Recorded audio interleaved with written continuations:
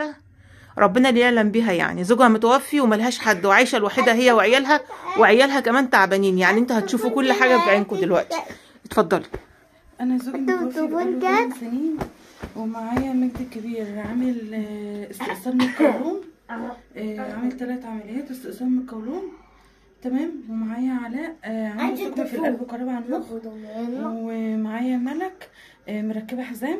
باباهم متوفي صح؟ باباهم متوفي من 8 سنين، من 2010 15/10 2015. البقاء لله. بقى طيب يعني هي مركبه حزام دلوقتي؟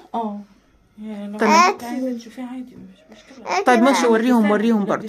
ماشي الف مليون سلامه عليها يا حبيبه قلبي. يعني حزام اهو. تمام. واللهم صل على سيدنا محمد. بعملها جلسات علاج طبيعي على ظهرها. وعندها صعوبة تعلم، وعلاء برضو عنده صعوبة تعلم. تمام. حتى علاء عملوا دمج السنة دي عشان كان ثابتة السنة دي.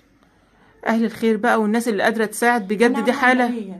أنا عاملة عملية تسليك عصب في إيديا اهي، بس مش قادرة، إيديا بايشة طبعا من خدمتي لولادي. وبعد من خياطة لما اتفكت تاني والدكتور وقع عليها حاجة، فالدكتور قال لي ايديكي دي كانت يعني ريحي. مفيش حد 6 شهور مفيش حد بيساعد طبعا. مفيش حد.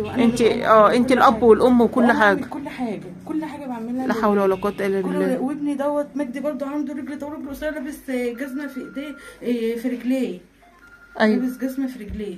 الف سلامه عليك يا حبيب قلبي. يا رب ربنا يعمل اللي فيه الخير، وانت فعلا تستاهلي. يعني انا جايه لك وانا عارفه ان انت تستاهلي، بس انا كمان صورت الحاله وانا اسفه عشان خاطر الناس اللي مش عارف يتاكد ان الحاله موجوده قدامي اهيت. انا ربنا اللي يعلم بيا، وانا قعدت على اولادي ربيتهم من وانا عندي 25 سنه، وجوزي متوفى وعنده 25 سنه، ما لحقش يعمل حاجه لاولاده. ما لحقش.